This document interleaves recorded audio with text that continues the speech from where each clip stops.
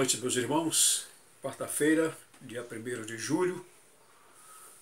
Quero parabenizar os irmãos Natan e Cidinha, que aniversariaram segunda e terça-feira. E continuamos, meus irmãos, aguardando as orientações das nossas autoridades para o nosso retorno. Quero recomendar que, enquanto o irmão assiste esse vídeo, o irmão tenha a sua Bíblia aberta no Evangelho de João, capítulo 11, versos 1 a 6. Não vou ler o texto aqui para não gastar tempo da gravação, porque ela é curta. Mas esse texto nos fala, meus irmãos, sobre a singularidade do amor de Jesus. Eu fui nascido, meus irmãos, e criado, digamos assim, dentro de uma igreja batista. Vivi a minha adolescência e boa parte da minha juventude sem conhecer o que hoje nós denominamos de períodos de louvor, onde são cantados os cânticos espirituais, que nas épocas passadas eles recebiam a denominação de corinhos. Isso me permitiu, meus irmãos, essa ausência de cânticos espirituais na minha juventude.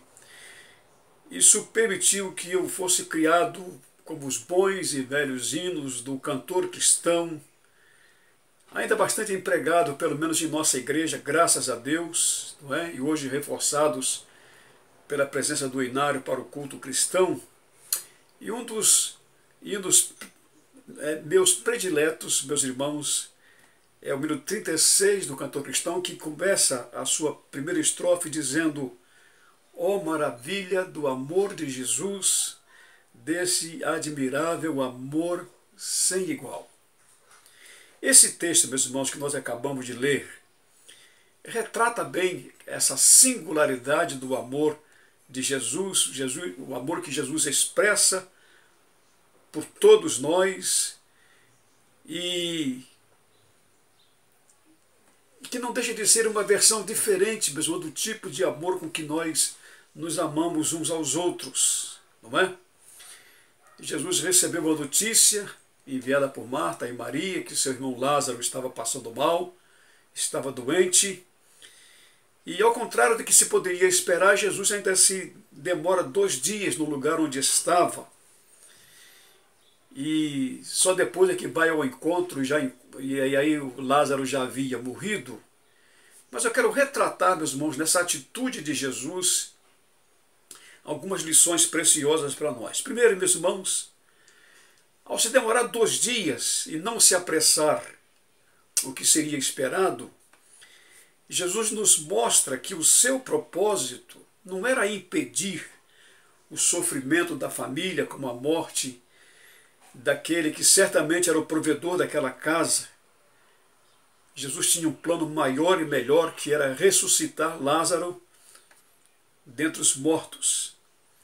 Isso nos faz lembrar, irmão, de que Deus, Ele é poderoso para fazer infinitamente muito mais do que pedimos ou do que pensamos, de acordo com o poder que em nós opera, segundo Paulo aos Efésios, capítulo 3, versículo 20. Em segundo lugar, meus irmãos, a ação considerada atrasada ou retardada de Jesus tinha um motivo. E o motivo, ou a sua motivação, era a glória de Deus. Nós amamos o sucesso, a riqueza, os bens, o conforto, a saúde, o bem-estar, o lazer e tudo mais por aquilo que nós vivemos e nós suamos, sem que muitas vezes, ou na maior parte das vezes, se passe pela nossa mente que todo o nosso ser e todo o nosso fazer deveriam copiar a mente e o coração de Jesus, que em todo o tempo, mesmo nas circunstâncias mais adversas, como a retratada no texto, seu propósito era fazer com que Deus fosse glorificado. Terceiro, meus irmãos, lugar, nós aprendemos aqui que não satisfazer certamente a expectativa e a esperança das irmãs Marta e Maria, no seu retorno imediato, para, quem sabe, certamente curar o seu irmão doente, que era amado por Jesus, não só Jesus glorificou a Deus, como também, meus irmãos, a sua demora, ela acabou sendo como uma expressão de amor para com aquela família.